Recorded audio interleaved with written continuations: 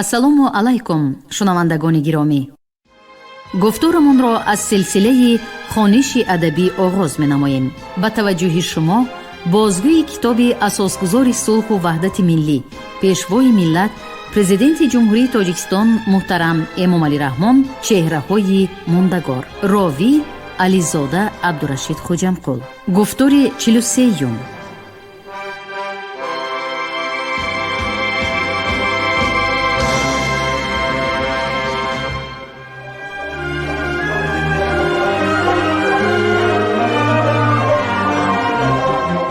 хушбахтона ба шарофати дигаргуниҳои маънавию маданӣ таваҷҷӯҳи мардум ва бахусус ҷавонони равшандил нисбат ба даврони бостон, нисбат ба ононе ки дар сарчашмаи зиндагии насли кунунии халқи тоҷик қарор доштанд, нисбат ба ононе ки годҳо ва ба таври умум авасторо ба вуҷуд оварданд бештар гардид ва дар даврони соҳибистиқлолии давлатӣ мероси қадимаи аз ниёгон ба ёдгор мондаи мо дар фарҳанги худогоҳии миллии мо мақоми сазовори худро касб намуд.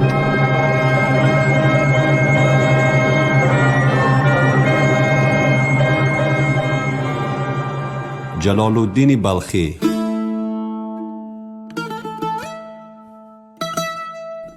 пайвандгари дилҳо ва тамаддунҳо. ҷалолуддини балхӣ як шахсе буд ки با حاکمان زمانش دولت و دولتداران و روحانیان علاقه های مستحکمی داشت. محض به همین سبب او شاهدی بی‌واسطه جریان حادثه های سیاسی و دینی دوران بود. در برابر این او بی‌عدالتی زیاد اجتماعی را نیز مشاهده می کرد. در این اساس متفکر عدل و عدالت را با حقیقت هم معنی و هم پایه دانسته در تعلیمات خود نه تنها مسئله راه‌های رسیدن به حقیقت بلکه رسیدن به عدالت را نیز گذاشته است. مولانا از جمله گفته است: ای که تو از ظلم چاهی می کنی، ای که تو از ظلم چاهی می کنی، از برای خویش دامی می تنی. بر ضعیفان گر تو ظلمی می کنی، دان که اندر قعری چاهی بیبونی. در جای دیگری در مثنوی فرموده است: عدل چی بود؟ آب ده اشجار را.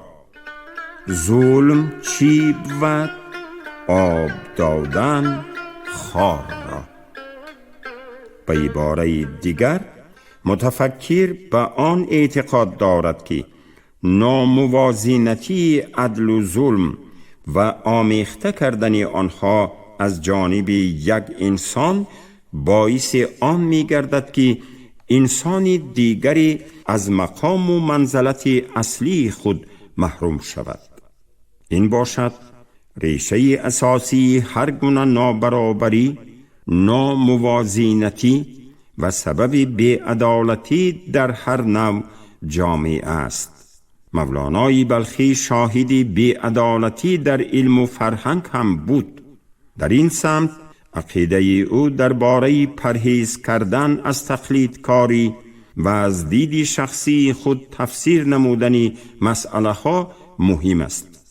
چطوری که معلوم است در بین دانشمندان ساحه دین در آن دوران زیاد بودند نفرانی که بی‌عدالتانه به سوی تقلید به پیشینیان دقیق ترش کورکورانه فهمیدن مسئله های مهم دین هدایت کرده انسانی قطاری را از فهمیش شخصی خیشتن و صاحب بودن به عقیده خود محروم می کردند.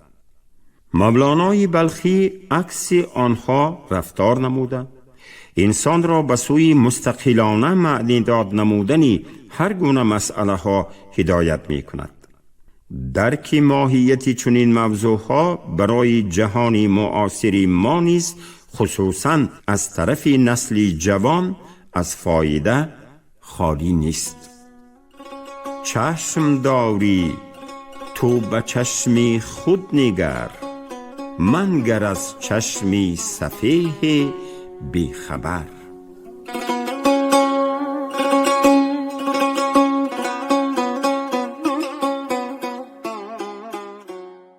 در زمان او مردمی زیاده از خوف خونریزی های اردوی چنگیز خان از قلمروی ایران نژادان بروم و دیگر منطقه های دور و نزدیک آن مهاجرت کرده بودند.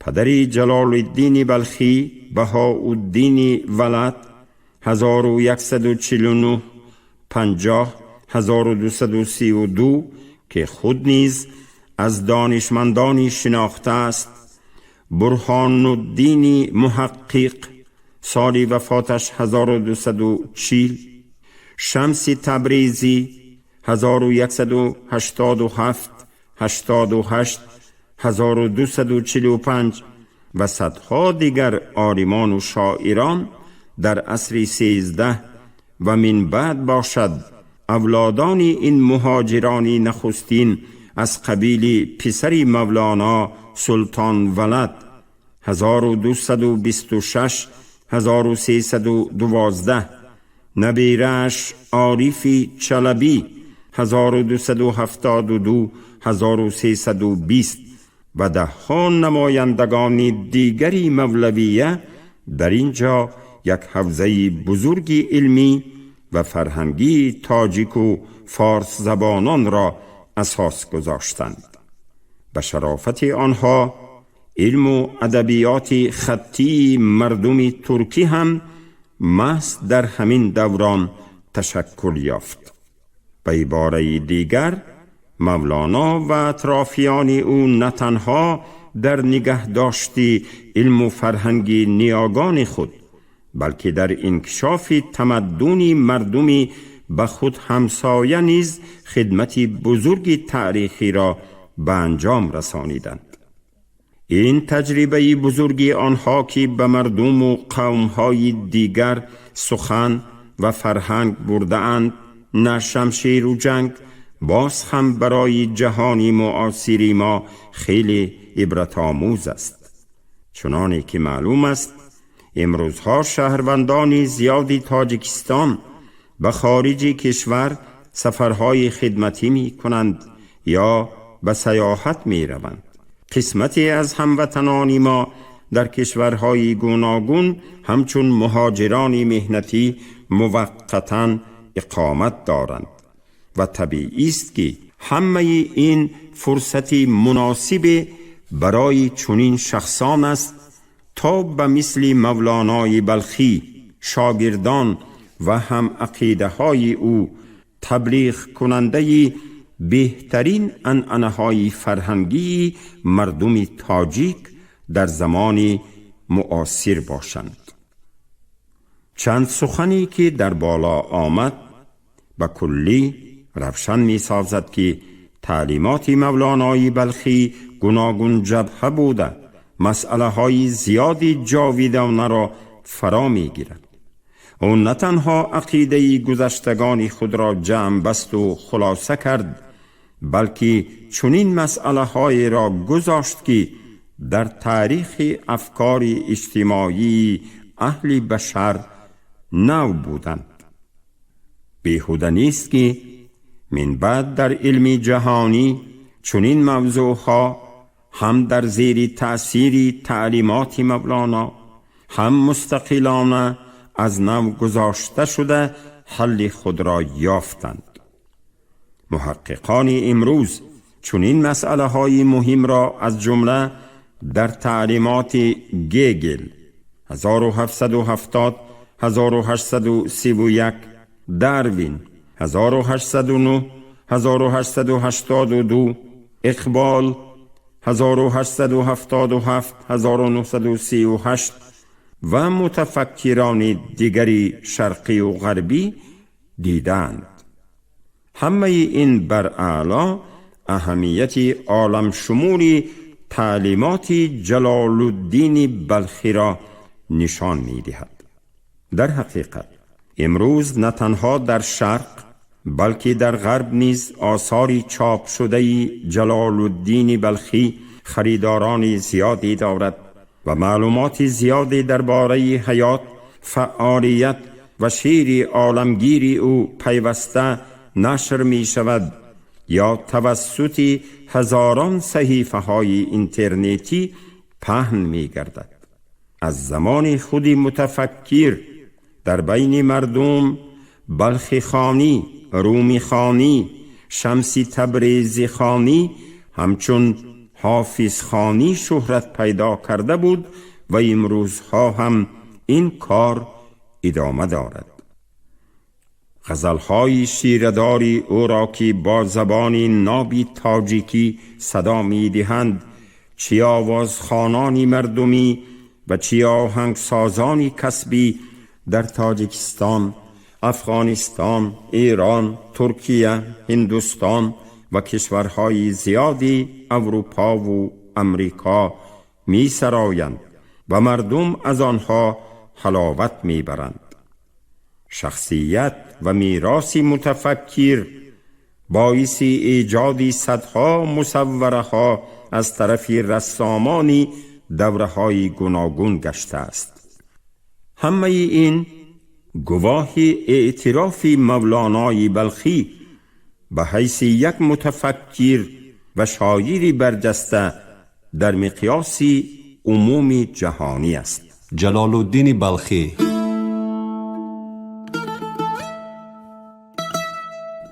پیوندگر دلها و تمدنها. سزاواری تأکید است که مولانا جلال الدین بلخی فرزند زمانش بود و در تعلیمات او واقعیت همین دوران، دقیقترش محیط و شرایط خاصی عصرهای میانه تأثیری بزرگی دارد. ولی همچون دانشمند نابغه او به مثل متفکران دیگری هم ردیف خود مسئله های را نیز بررسی و حل و فصل نموده است که آنها در هر دور و زمان جای داشته انسانیت را همچون موضوعهای ابدی آرام نمی گذارند. امروز ما باید محض همین جنبه های حیات و فعالیت چنین ابرمردان را بیاموزیم و در عملیه هر روزه اجتماعی و فرهنگی خود مورد استفاده قرار بدهیم.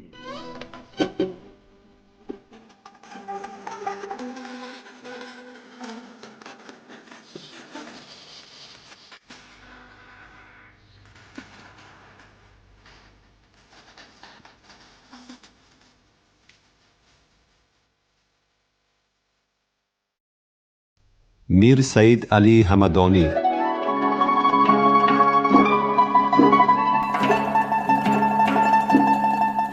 تبلیغگر فرهنگ صلح و خواستار وحدت و ثبات.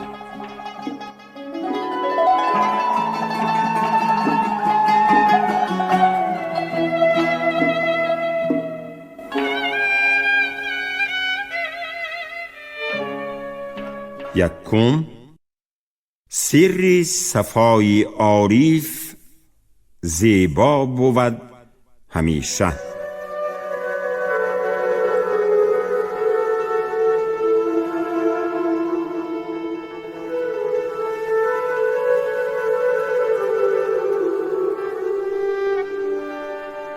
ستاره پرجلا و تابناک قریب 700 سال این جانب از قعر عصرها با نور معرفت و خرد اندیشه ما را روشنی می بخشد. این اختری درخشان دنیای معنوی بی شبهه حکیم عارف، ادیب نازک خیال، متفکری نکته سنج میر سید علی همدانی ملقب به امیر کبیر علی ثانی، معروف به شاه همدان و حضرت امیر جان می باشد. میر سید علی همدانی را سرنوشتی عجیب و پر افتخار نصیب گردیده است. وی زاده و پرورده همدان ایران بوده، عزیز تاجیکستان، افتخار هند و پاکستان و پسندیده افغانستان می باشد. قسمت خیلی مهمی جریان زندگی میر سید علی همدانی را سیر و سفرهای زیاده از 20 ساله او تشکیل می دهد. وی با امر استادش محمود مزدکانی بلخ و بدخشان، ختلان و مزدکان، یزد و سوریه، بغداد و روم، هند و چین و ماوراء النهر و سرندیب را سیر و سیاحت نموده، با عالمان و ادیبان و حکیمان و عارفان صحبت‌های علمی و ادبی آراسته است. در این دنیا هر کس با هر راه مشهور گردیده، نقش از خود برای فرداییان به یادگار می گذارد. حضرت میر سید علی همدانی با نور معرفت در هند و چین و عرب و عجم، به قول علامه اقبال با هنرهای غریب و دلپذیر خود از علم و صنعت و تصحیب و دین یک ایرانی صغیر را بنیاد می نهد. برای میر سید علی همدانی بر این متفکران روشن ضمیر عاملی محل وجود نداشت و در زادگاهش همدان ایران به کمال رسیده، فعالیت علمی و ادبی و تعلیمیش را در ختلان و بدخشان، هندوستان و پاکستان و بخارا ادامه داده است. او در این محلها نه همچون سیاحی عادی بلکه چون سفیر علم و ادب و فرهنگ و حکمت فعالیت می نمود. واقعاً شخصانی بزرگی چون حضرت میر سید علی همدانی تنها به ملت و محل و مذهب الهیده محدود نبودند. بزرگی آنها از این دایره ها بیرون آمده بهر خدمت اهل بشر وسعت جهانی پیدا می کند که نشانه واضح آن اعتراف و احترام ملت و خلقهای گوناگون است. میر سید علی همدانی بی شبهه از جمله چنین سیماهای نمایان است که شهرت و نفوذ او در تاجیکستان و پاکستان، هندوستان و ایران، افغانستان و ازبکستان و مملکت‌های عرب به خوبی احساس می شود. محض از این خاطر نمونه آثار خطی و نثری او در کتابخانه‌های تاجیکستان، ازبکستان، سوئیسرا، انگلیا، فرانسه، هلند، پاکستان، هندوستان، افغانستان، ایران، خیتای، ترکیه و غیره محفوظند. رساله‌های علمی و فلسفی و نظم عارفانه او به زبان‌های اردو، ترکی، لاتینی، فرانسوی و ازبیکی ترجمه و نشر گردیدند.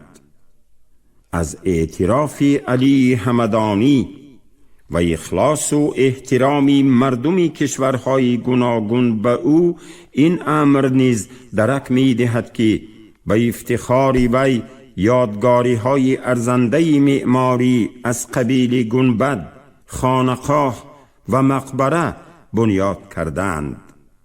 گنبد علویان همدان، مسجد معلای شهری سرینگری کشمیر، مزار پاخلی پاکستان، خانقاه مخصوصی بخارا و مقبره مشهور ختلان شاهد روشن آن است. فیض آثاری پربرکت و بلندغایه‌ای میر سید علی همدانی به ادیبان و متفکرانی همروزگارش و خصوصاً بعدینه خیلی زیاد است. رساله های او را مولانا جعفری بدخشی، محمدی نوربخش، رازین میولر، چارل سولدیت، نظام الدین تارومی، محمد ریاض به زبانهای گوناگون ترجمه کردند. مولانا عبدالرحمن جامی، سلیمانی بلخی، احمدی دانش به آثار او شرح و تفسیرها نوشتند. اثرهای پرارزش میر سید علی همدانی که 600 سال این طرف مردم را به راستکاری، راستقولی، عدل و عدالت، دوستی و رفاقت، نیکی و نکوکاری هدایت کردند، ارزش‌های معنوی عمومی بشری گردیدند. روشن است که بزرگترین خدمت عارفان احترام و محبت به بشریت است. علی همدانی نیز بیگمان از این قبیل حکیمان عارف می باشد که جوهری تعلیمات او را گومانیسم و انسان دوستی عاقلانه و نجیبانه تشکیل می دهد.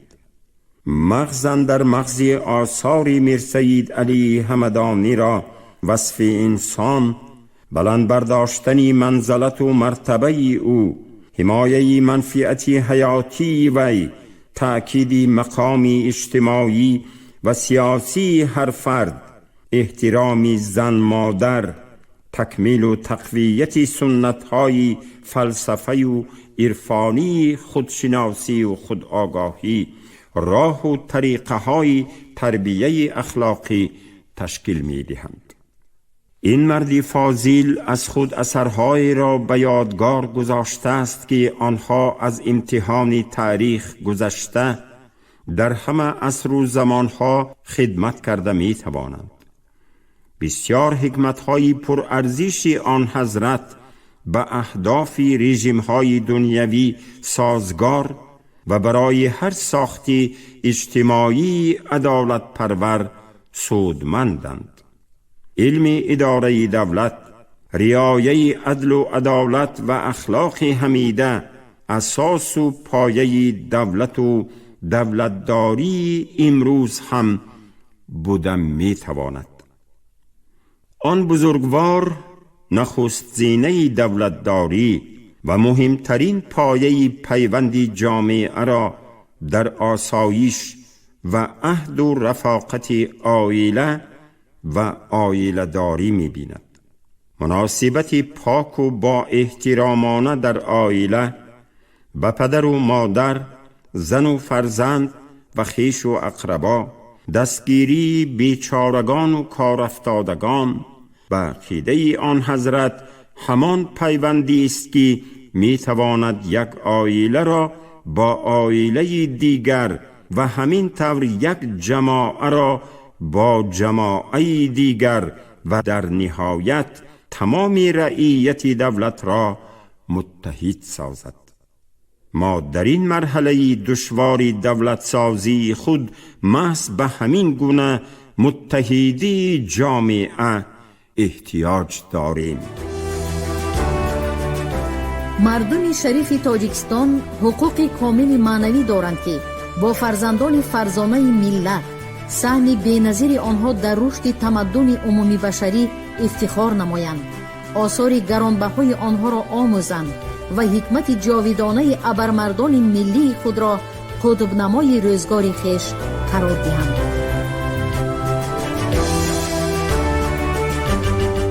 باز یک چیز دیگر قابل ذکر است که در فلسفه میر سید علی همدانی اگر حاکم نسبت به شهروندان 10 امتیاز داشته باشد، شهروندان در نسبت حاکمان 2 برابر بیشتر، یعنی دارای 20 امتیاز می باشند. حضرت میر سید علی همدانی برخلاف عقیده رسمی زمان خود همه حاکمان و خلیفه ها را سایه خدا در روی زمین نمی شمارد. به عقیده او آن حاکمانی که از طریقت عدل و احسان بیرون می روند و به بندگان حق شفقت نمی کنند و تابع نفس و هوای خود هستند، دشمن خدا و رسول او می باشند. رشته بسیار استوار دولتداری به عقیده حضرت امیر جان خیانت نکردن حاکمان و یگانگی قول و عمل آنهاست. راهبر به قول آن حضرت باید بسان مرغان هوا زیرک مثل پیران خردمند دوراندیش و چون صاحب خانه عاقله سرفکار باشد. این حکمت امروز هم بر راهبران همه زینه‌های اداره دولتی ما خیلی آموزنده می باشد. در این دور و زمان که بر اثر پاش خوردن نظام‌های گوناگون اجتماعی و سیاسی، پدیده‌های ناسواب، برخوردهای حسد آور، جامعه بشری به مشکلات مختلف دچار آمده است، اندیشه های حکیمانه میر سید علی همدانی دستور عملی پرارزش بوده می توانند. در 10 شرطی که علی همدانی برای حاکمیت عادلانه و عاقلانه بر پادشاهان و حاکمان واجب می شمارد، اساساً نه حمایه منفعت‌های شخصان علاهیده یا گروهی معین، بلکه حفظ مرام و مقصد و منفعت مردم زحمتکش، خلق عادی بیان گردیدند. متفکر حتی برآوردن حاجت احتیاجمندان را از طاعت و عبادت اولاتر می شمارد. از نگاه او عامل انسانی از عامل مذهبی بالاتر است. مقصد و مرام اساسی فلسفه این مردی خردمند به درجه انسان کامل رسانیدن هر فردی جامعه است که تواند دنیای مادی و عالم جسمانیش را از عیب و نقص، عنصرهای زیشت پاک نموده و طفیل قناعت، صبر و تحمل، ادراک و معرفت، غیرت و ریاضت، صداقت و رفاقت، جسمانیت و معنویتش را به حد کمال رساند. شما گفتار 43 را از روی کتاب اساسگذار صلح و وحدت ملی، پیشوای ملت، پرزیدنت جمهوری تاجیکستان محترم امامعلی رحمان چهره‌های ماندگار در قرائت راوی علیزاده عبدالرشید خوجمقل شنیدید. کارگردان شیرعلی نغزلی، منظم آواز کریم طالبوف. پایان گفتار از سلسله خوانش ادبی.